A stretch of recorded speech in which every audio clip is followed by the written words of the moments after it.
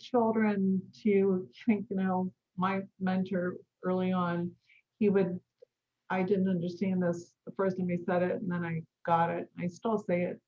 But if there's adults standing and there's children, that the children can only be as tall as they are. We can bring ourselves down to their level. And he would say there are too many trees in this room,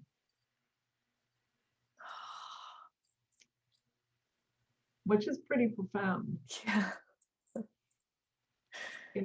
He was I he I value him so deeply. Hello, everyone, and welcome, Pamela Green. Hello, thanks for inviting me. Great to be with you. I'm so happy for you to be here. Pamela is joining us from Pennsylvania in the US, and Pamela is a Montessori educator and consultant through her company called Ananda Montessori. That's right. Which is it's a place where parents come to attend class with their child. So it's a place where parents are, I call it a living practice of Montessori, or a living practice of the study of the child and of themselves. Mm. And what led you into doing this? What brought you here? When what led me into it was the year 1981. I was, just very briefly, I'll say this, I was in college, and we, in theory and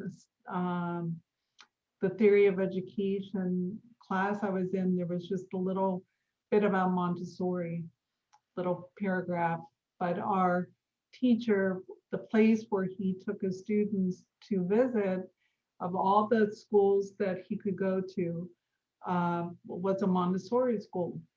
And so I went to that place in 1981, and it was the school that I later became head of and worked at till 2013. Oh, wow.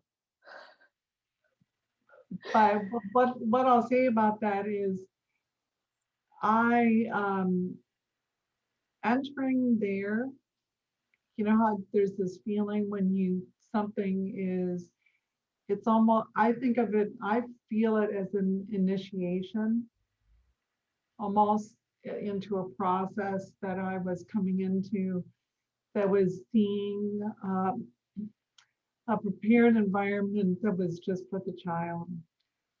And where there was such respect, and there was such wonder and grace and aliveness, all these things that I had been really searching for in education, and I hadn't found it yet. And after that visit, I went to my advisor and I just said, because I was in elementary education, and I said, I'm going to change my major.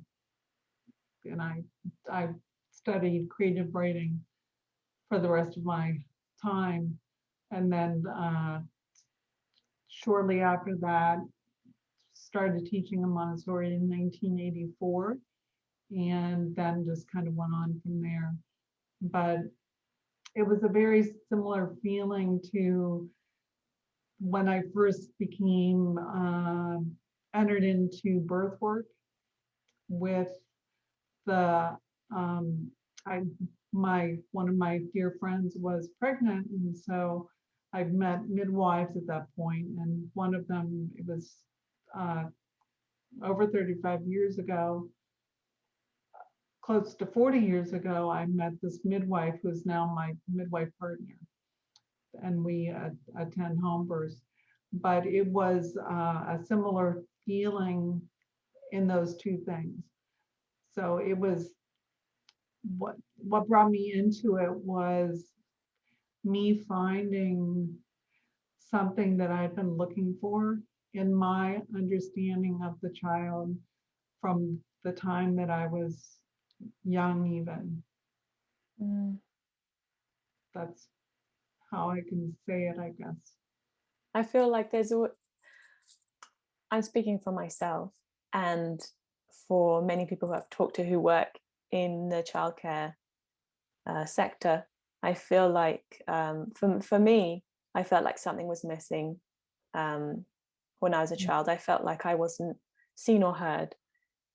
So when I discovered, for me, the first point of contact with respectful care was through RIE, through a RIE-inspired daycare centre.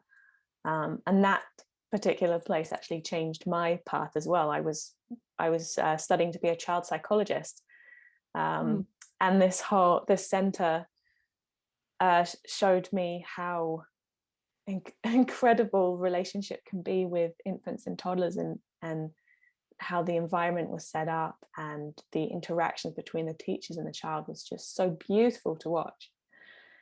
And it just switched from there, and I just took a different path. Yeah. Through your many years of experience, how many years have you been involved? I mean, really, I think of it since 1981. Okay, so it's all, I don't even want to say how long. It's been over 30 years. It's same thing with attending births. It's been since the first birth I attended was in 1986. Oh, wow. That's incredible. I just worked it out in my head. It's 40 years. Yeah, I know. Wow. Yeah, it's so half of when I turned 60 this year, I realized that half of my life I've been working or serving as a Montessorian, or I don't like to limit it to Montessori, because for me, her understanding and her intention was to see the child and to also see ourselves in deep ways, and it's about relationship. So yes, that it's not limited to Montessori. It is a universal possibility that people who don't know, the pedagogy of any educational model can be living that. I realize that I've been for the 30 years on this path with birth and with Montessori. So when I attend births, it's that as a Montessorian, and it's very yes, I'm a Montessorian birth keeper. Those things I discovered early on. That was actually Maria Montessori's intention with the assistance to infancy, is that she had the women teaching childbirth education, and then they attended the birth, and then they went to the home and they lived in the home for a month. So basically we're a postpartum doula. And then that same person, when the child entered the CASA, or the 2.5 to 5-year-old environment, that same person was there to welcome them.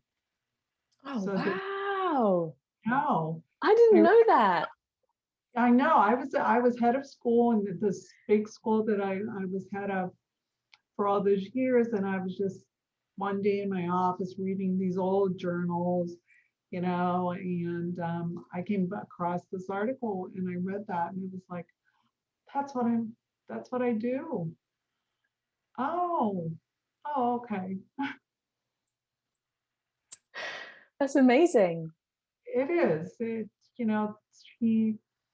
So when I attend births with my partner, and it's very similar, with RIE especially. I'm not trained in that, but I've taken some courses and things. But even before taking them, the way that I am with my infants at Ananda, the way that we are at birth, the way that we are prenatally with the infant, with the unborn child, is holds many aspects of Monte Gerber and Emmy Pickler on how we are talking to this full personality, and after birth, interacting in those ways.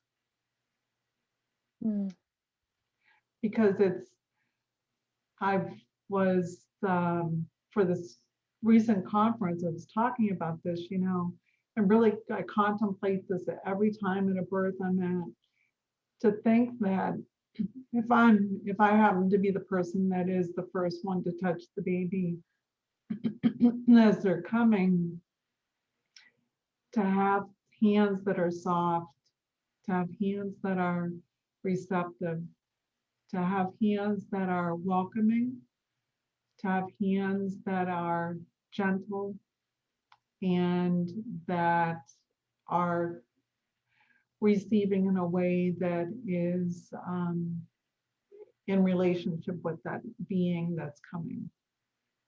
Yes.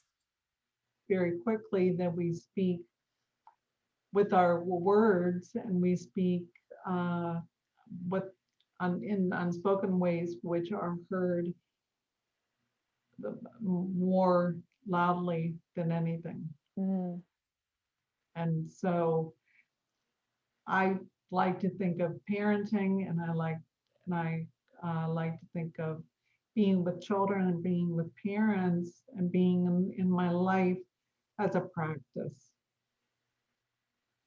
So I have a friend in Australia who has a gorgeous little boy, and she wanted to put her son specifically in a Montessori center because she's heard wonderful things about it.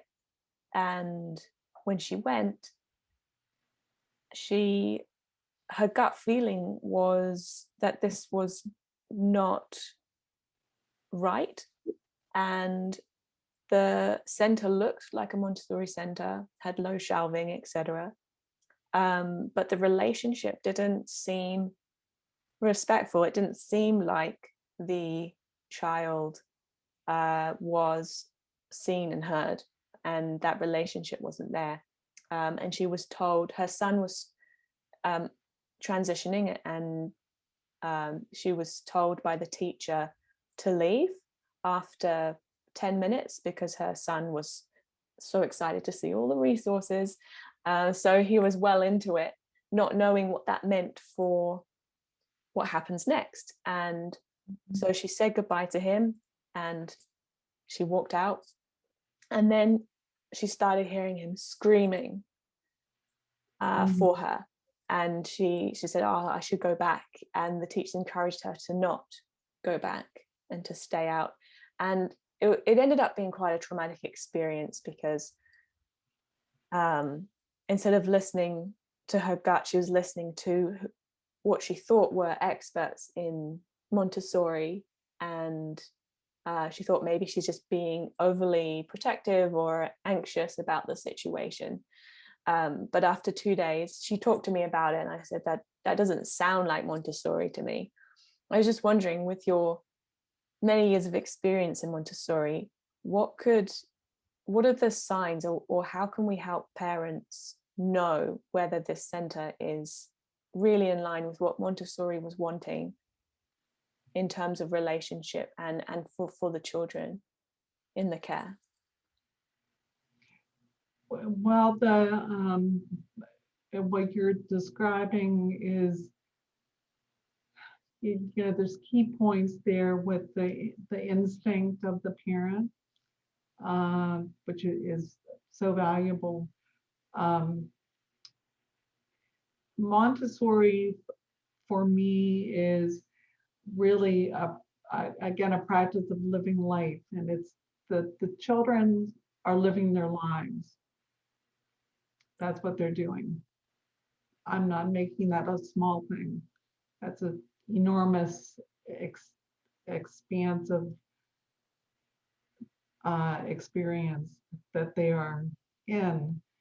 And we as adults are guests to that experience. We are guests.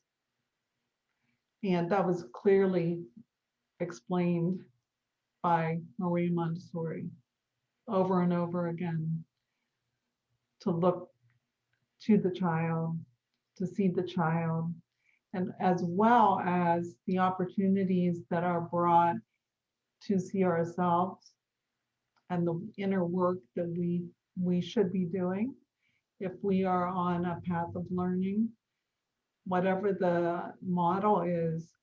And so I would say that, and I do understand what you're talking about because I have seen that. For me, it's a reflection on where there's not a merging between the work that we do as adults in Montessori or whatever it is that we're doing, and also our interactions with the child and with the family, which are based on respect and are based on acceptance and are based on welcoming, which we can do and have clarity around what our framework is in the environment, if that makes sense. So, some of the things you're talking about is the reason I started Ananda Montessori. It's my mentor in 1981. I've never been to this place, but I will speak the places I have been to that sound similar. He would call those Monte something. Monte something. It's a Monte something. For me, it's, I always had an open door. The parents were always welcome. They were always coming and going, and now they're there all the time. I mean, they're just there. I've created the space, and there may be moments where I meet in myself with them where I kind of wish that, because I'm meeting something in myself, that's the learning. But the thing that I will add too is we have to be working with the parents early on to prepare them through their process of Montessori, which is, it is unique to them. I'm a Montessori parent. I'm a Montessori grandparent now. My grandson's at Ananda. I was just with him this morning. But I entered into a process that, as did my husband, an initiation into our processes as Montessori parents, as Montessorians. And if we don't have that appreciation of the parents' experience, then that's when the things you're talking about happen. Because there becomes a division, and there becomes a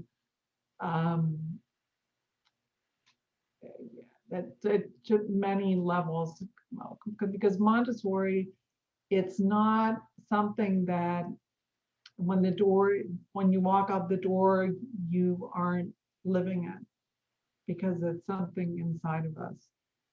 And it's a very disrespectful thing to close the door on another in the way that you're talking about. Because we're not just closing a physical door, we're closing a door in ourselves to have relationship. That's more of the cost of it.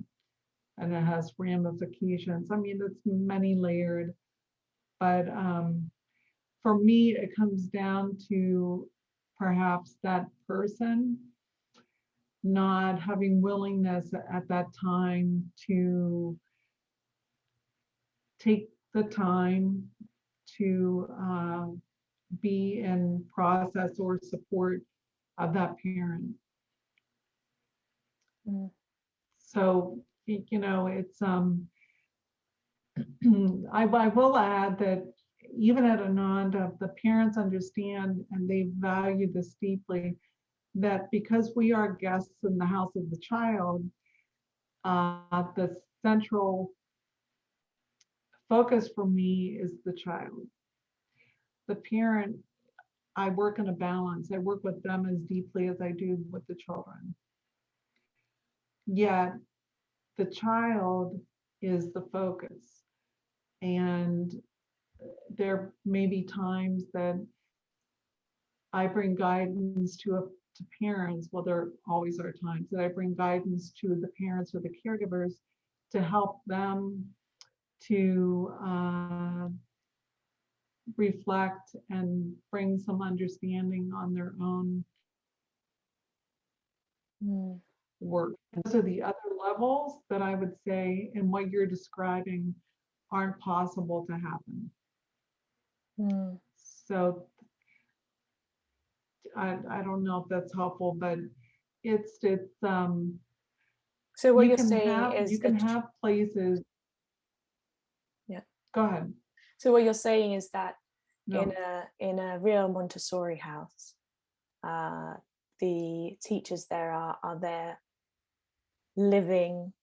A real Montessorian guide will be a living representation of respectful relationships and energy. So it doesn't matter if it's within the daycare center, whether they are at the supermarket or at home, they are always living that respectful interaction with other humans.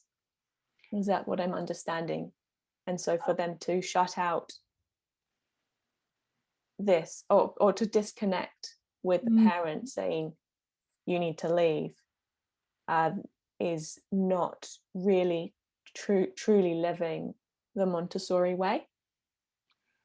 Well, I don't think there's any Montessori way. I think that there's an idealized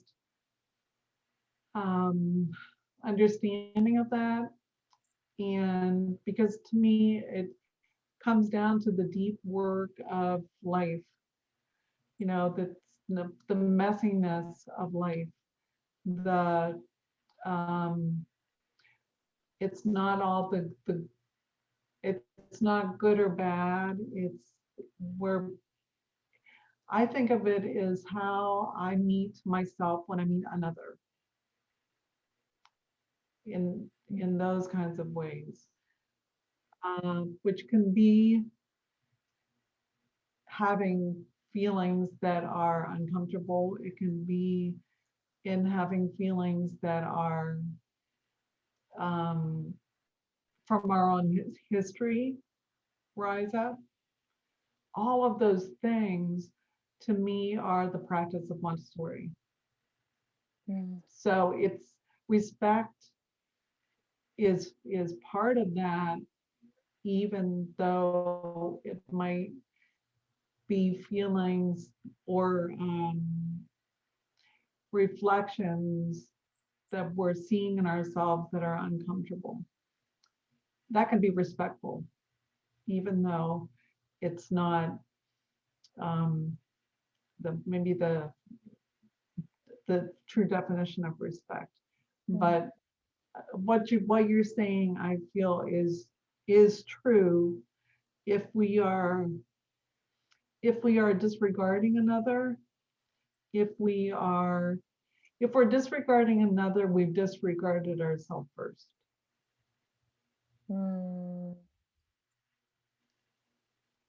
So that, when you first told me what happened, that was the first thing that came to my mind. That person disregarded his or herself first, and then things happen. And and then things happen. So that I always feel like working with children and families, whether I'm at birth or I'm in the classroom, is such a humbling experience, because just when I think I know something, it will be reflected back to me how little I know, and how, arrogance or whatever it is that I'm needing to learn Yeah. is there. It's a And to me, never-ending learning journey. it's never ending, and that to me is Montessori as well. And this is just me and my understanding of this practice, which I feel Montessori is a practice.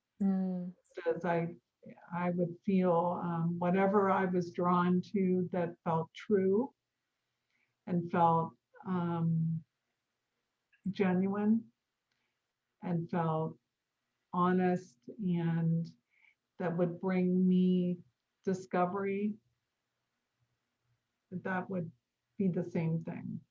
Now, Maria, in Montessori, we have, I never use the word rules. I just don't find that helpful. But with the children and with parents, I talk about agreements, where we're living together in community. And we discuss how to be together. And for Maria Montessori, she spoke that we care for ourselves, we care for others, and we care for the environment. And there's freedom within that, and there's limits within that. So that that's how respect evolves. Respect to me is a living, it's not a stagnant thing. It's fluid. When you were talking about energy, respect has an energy. Yeah. How can you help our audience, families and nannies? And what's some advice or some wise words that you can share with us today? Well, especially if you are someone who's supporting a family very early in life, so very, very young, just birthing family with a newborn, whether it's one child or there are siblings, to have understanding of the importance of the physical, the emotional, and the spiritual, and all the levels of care that are needed, I feel, at that time. And that we can be present in a way that is not, this, we can be present in a way that is supportive, but is not in the way. And that have that sensitivity, especially early on with that, the nesting time, or the baby moon time. In midwifery, we would call it that, the first 40 days or the first 6 to 8 weeks. In Montessori, it's a symbiotic period. That is a sacred time. So learning how to be supportive, and having knowledge about whatever way the mother is feeding the baby, having knowledge about that, giving, it's similar, it's not the same as with the child, but giving as much and as little help as is needed, because we want them to be, they're in a collaborative process together. And for the co-parent as well, they're in collaboration during that time, learning about each other and healing and recovering and adapting and transitioning. So I would say learning what you can about that is very helpful. And then the ways that you can be supportive while also really respecting that nest that the family is in. Mm.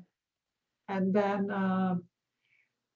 for the older children or children that you're with, if there's a certain philosophy that the family is following, that you learn about that. Biggest thing to me over everything that I know is observation. Mm. So learning about observation and entering into that practice is essential no matter who you're with. Mm. And why is that? Because it tells us, well, we observe to see what's happening, and we observe, that's the external. We observe inside of us as the inner observer,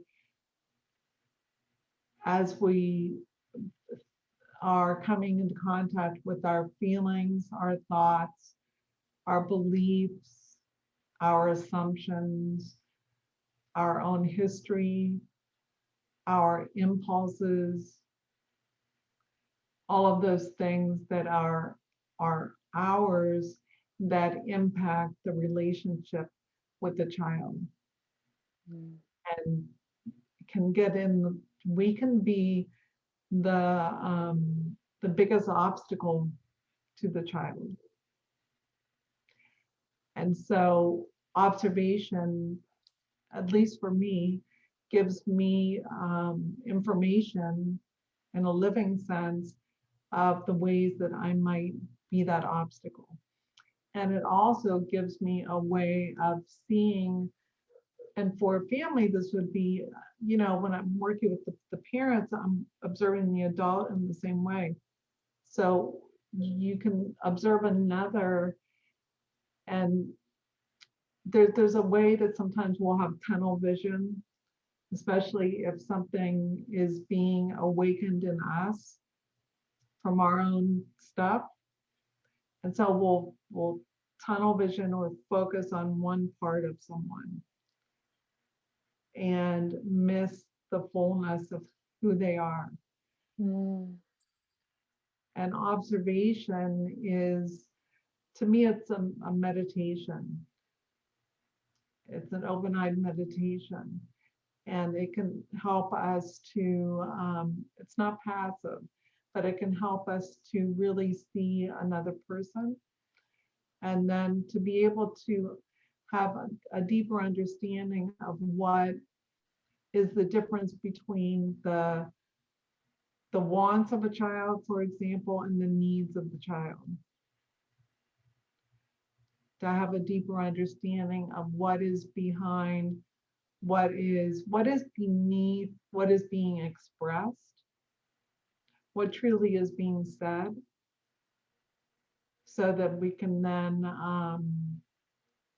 serve in different ways. And it helps to view as much as we can from the child's perspective. So there are many things, but the other point I would make is, if we're with children, to think, my mentor early on, I didn't understand this the first time he said it, and then I got it. I still say it. But if there's adults standing and there's children, that the children can only be as tall as they are. We can bring ourselves down to their level. And he would say, there are too many trees in this room.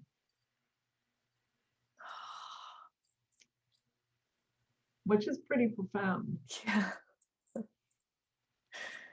He was I value him so deeply. So to bring ourselves to the level of the child and to have our palm open. I mean, there's so many things to watch the way we approach the child, to watch the way we speak, to understand that we are modeling for these new beings who are looking to us to learn about the world. All of those things would be of value. And the other is to really find ways for a person to find ways to have self-care and to care for themselves, especially if they're in the role that you're talking about. I mean, I can only, I've not done a, I mean, in birth I attend and I'm there, and afterward postpartum, but not in the way that you're speaking of. And I would imagine that having ways for self-care are extremely important. So you don't lose yourself. Yeah. Yeah, absolutely. Yeah. This has been really thought-provoking for me, and I think for our audience as well. Thank you so much for sharing this. You're very welcome. It was a joy to be with you. If our audience want to contact you further to find out more information, how can they do that? They can, so if they want to get a hold of me, they can email me, and it's Pamela Green, and then T as in Tom, 30 @gmail.com. Great. That's our we have a tartan sailboat, 30 foot. So Oh yeah. that's from. And then if they go to it's PamelaGreen.podia, PODIA.com. That's one of my learning platforms where it talks about any courses that I do in consulting and those kinds of things. And then AnandaMontessori.com is the website that I have for Ananda and those sorts of things. Okay. Brilliant. Thank you so much for your time. You're welcome. You're very welcome. And Yeah. have a great day. I will. I think it's evening here, and Oh yes. it is. I may go out. I walked earlier, but I think I'll go out and walk a little bit more, and then have my evening. You have a good day. Thank you. Okay. Bye. Take care. Bye-bye. Bye.